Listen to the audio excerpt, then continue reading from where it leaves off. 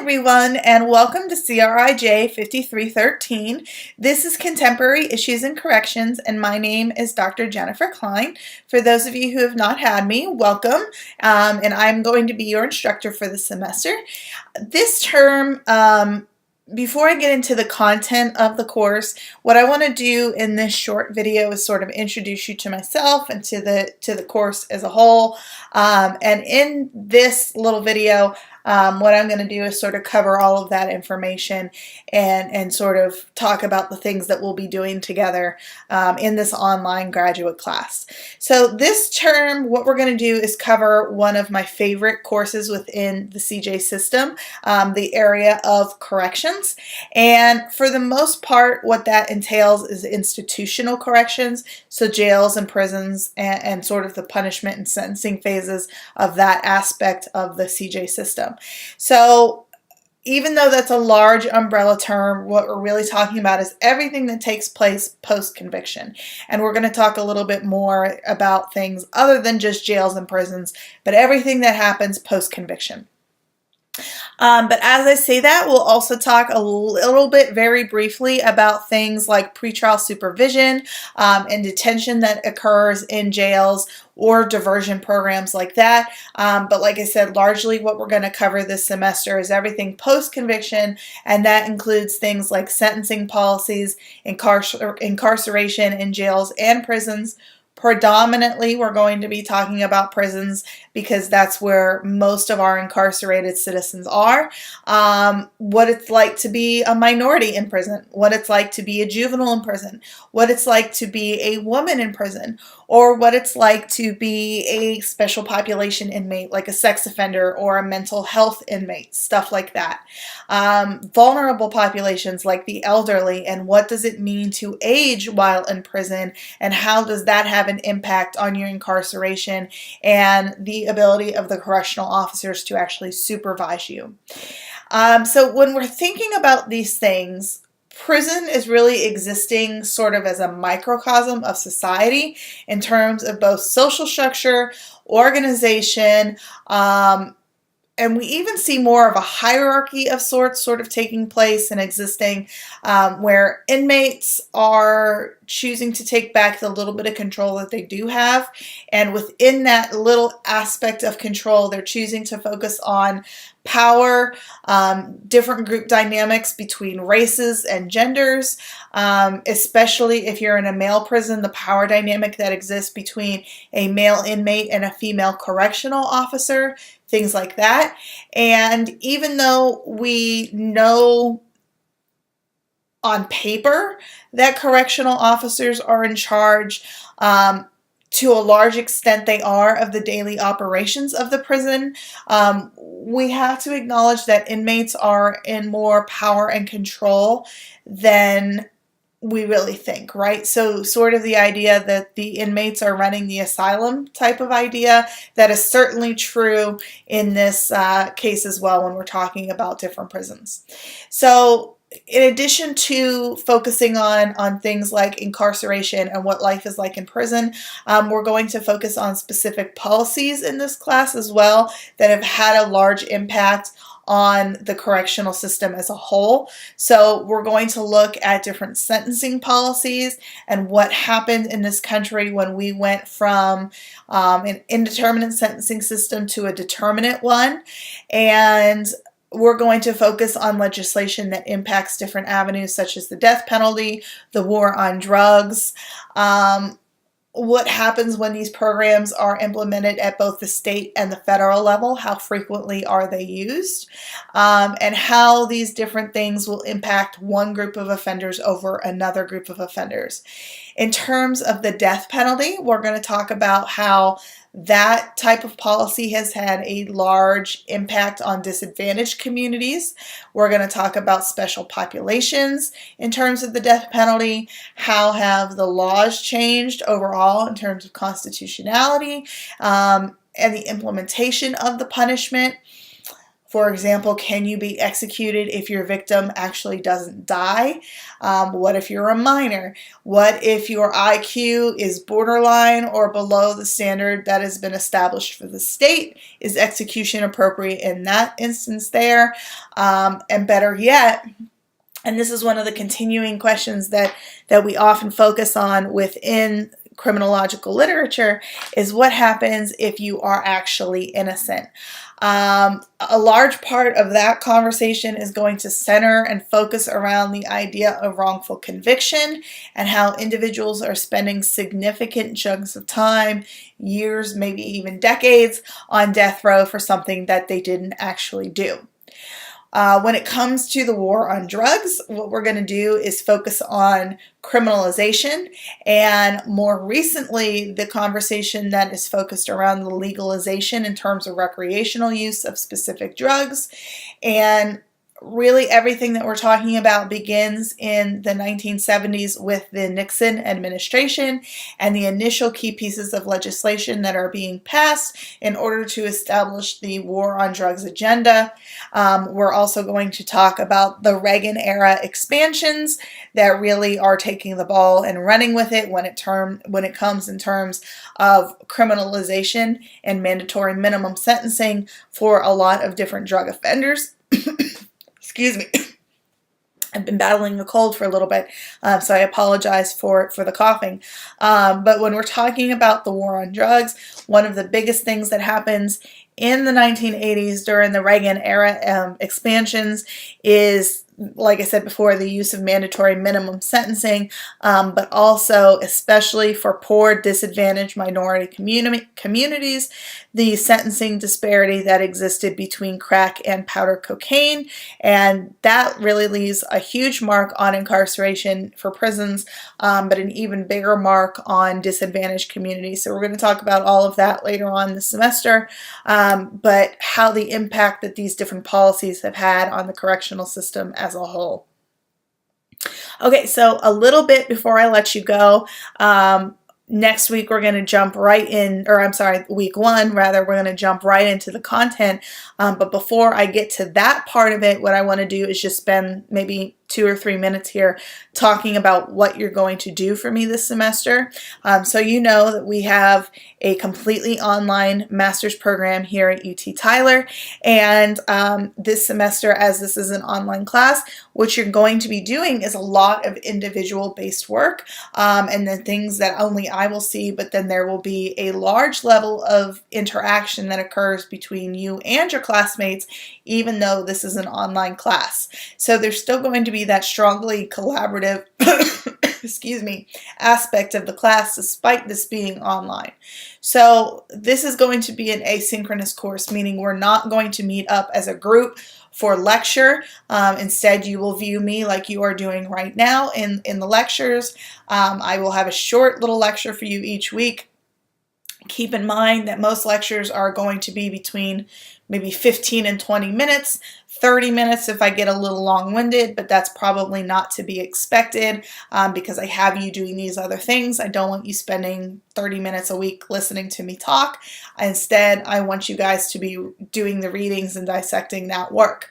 But each week what I'm planning on doing is spending just a little bit of time talking about each of the topics, maybe dissecting a little bit of the topics a little more, or emphasizing specific key points, or when it comes time to talking about the policies, breaking down those policies and talking about the broader sweeping impacts, things like that. But my lectures are really geared to just be a short mini synopsis of what's happening for the week, and the rest of the material that you will get will be from the readings and from your conversations with your classmates.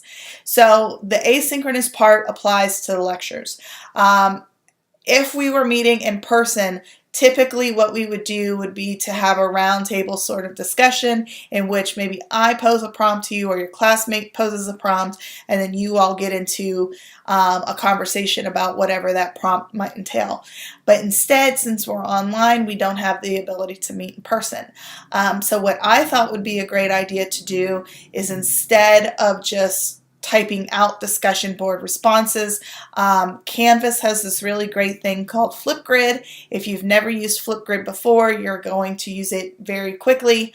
And Flipgrid allows for us to have that interaction take place between you and your classmates without being physically present in a classroom.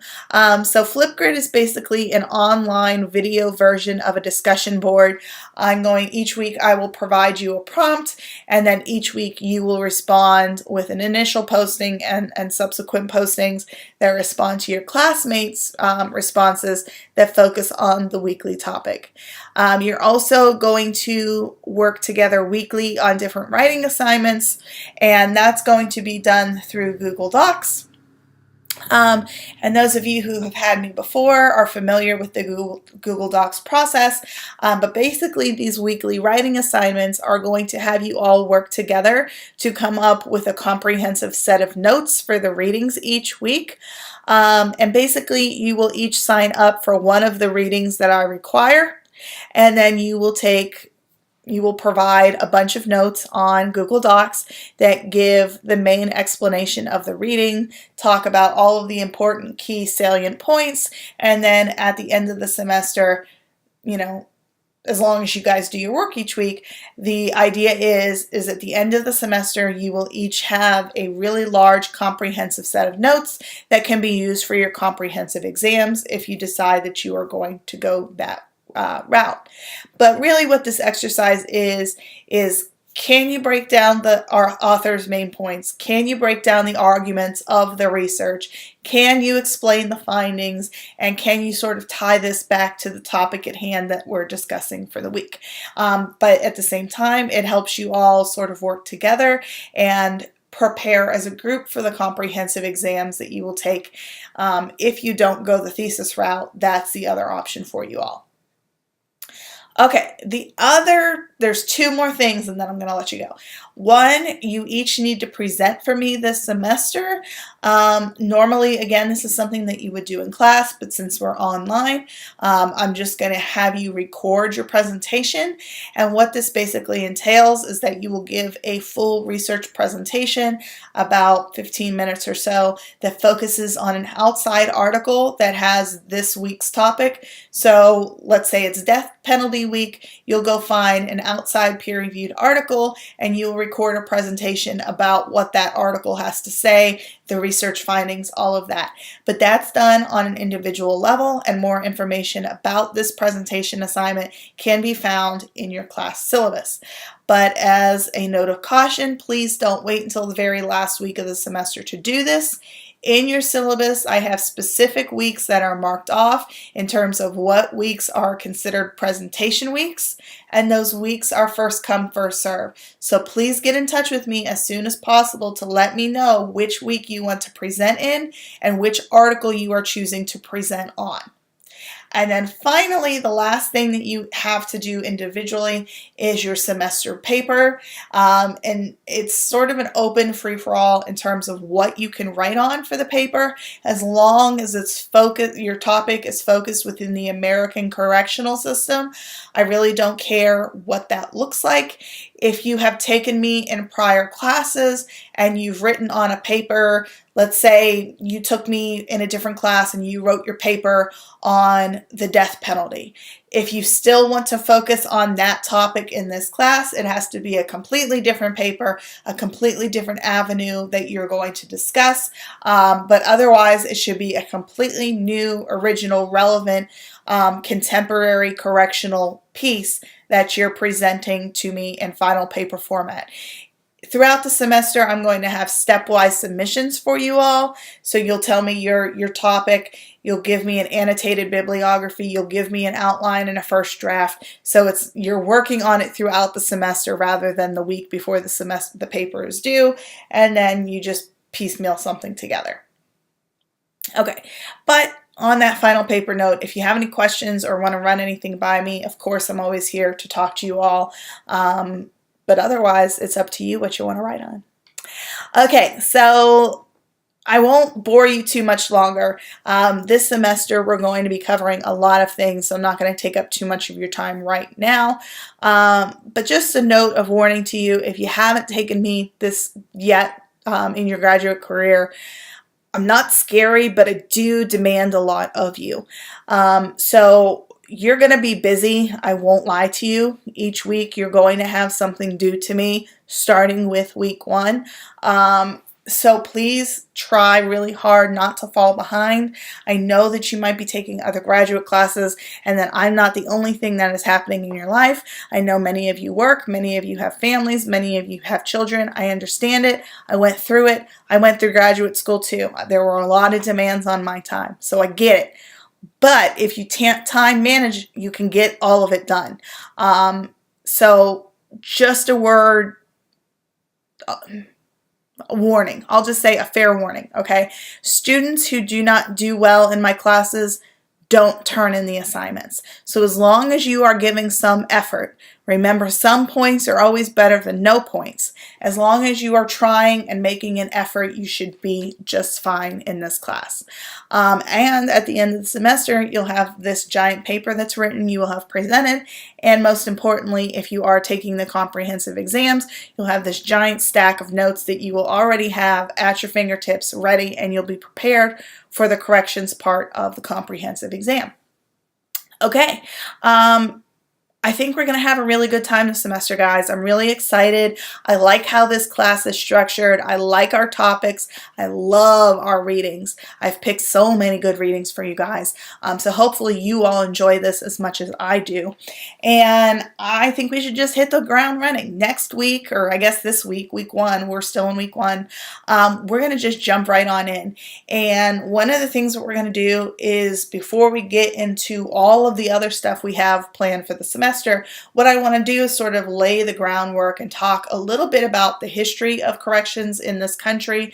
I know that's not contemporary as the course name says, but I think it's really important that we talk about where we came from and how some of the basic aspects of our criminal or of our correctional system really are dating back into colonial times and back into the 1800s.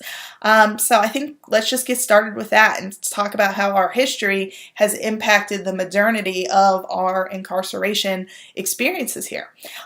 So if you have any questions for me after this lecture or any of the lectures, let me know. I do offer Zoom office hours. I'm always on campus pretty much every day of the week, minus Fridays. So if you need to come talk to me, please do. I'm always happy to meet with you, schedule an appointment. We can discuss anything that you want to talk about. But other than that, I just want to say thank you for your attention in this first introductory lecture. And I'll see you guys next week when we start, or I guess this week, I keep saying next, but in the very next lecture, let's say, as we jump right into our week 1 topic. So thanks again for your time and attention, and I'll see you guys real shortly. Thanks. Bye.